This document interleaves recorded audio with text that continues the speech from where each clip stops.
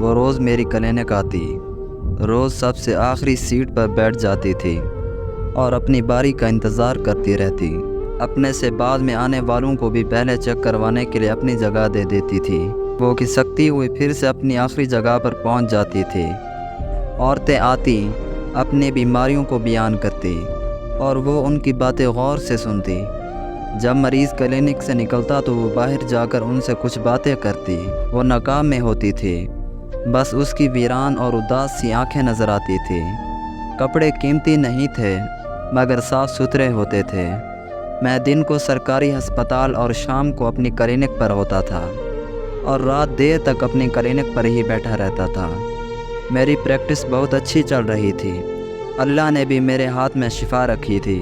میری بیوی 4 سال پہلے فوت ہو چکی تھی۔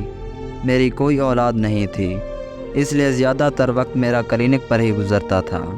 وہ روزانہ میری کلینک پر آتی اور کافی دیر تک بیٹھی رہتی۔ آج اس سے پوچھنے کا ارادہ کیا کہ وہ روز کیوں اس طرح بیٹھی رہتی ہے۔ آج بھی وہ آخری سیٹ پر بیٹھی تھی۔ میں نے جاتے ہی ارادہ کیا کہ آج آخری سیٹ سے مریضوں کو بلاؤں گا۔ میں نے کہا بی بی آپ آؤ۔ وہ گھسیٹتی ہوئی قدموں سے پاس آ کر کھڑی ہو گئی۔ میں نے کہا بیٹھ جاؤ۔ وہ نہ چاہتے ہوئے بھی بیٹھ گئی۔ میں نے اس سے اس کا مسئلہ پوچھا۔ اس نے اپنا نقاب اتارا۔ میری نظر جیسے ہی اس کے چہرے پر پڑی، میں اپنے ماضی میں چلا گیا، جہاں میری امی کہہ رہی تھی کہ بیٹا گاؤں سے بہت پیاری اور سلیقے والی لڑکی کا رشتہ آیا ہے، اگر تم کہو تو میں اس سے تمہاری شادی کروا دوں۔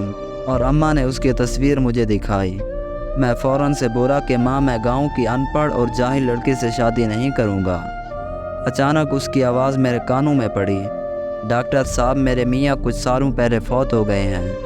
میری چھوٹی سی بیٹی تھی، وہ بھی بخار کی وجہ سے فوت ہو گئی۔ گاؤں میں ایک حکیم صاحب تھے، وہ بھی چند سالوں پہلے فوت ہو گئے۔ میرے گاؤں میں کوئی ڈاکٹر یا حکیم نہیں ہے۔ میرے گاؤں میں لوگ بیماریوں سے مر جاتے ہیں۔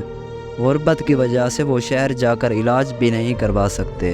میں روز یہاں آتی ہوں اور آپ کو سنتی ہوں، آپ کون سی بیماری کی کون سی دوا دیتے ہیں۔ میں ان سب بیماریوں کو اور ان کی میڈیسن لکھ لیتی ہوں اور پھر وہ میڈیسن میڈیکل سٹور سے خرید کر اپنے گاؤں کے لوگوں کو دیتی ہوں، جس سے ان کو بہت فائدہ مل رہا ہے۔ ڈاکٹر صاحب میں جاہل اور ان پڑھ ہوں، اس لیے کوئی ڈاکٹری کی ڈگری نہیں لے سکی۔ یہ کہہ کر وہ میری کلینک سے چلی گئی۔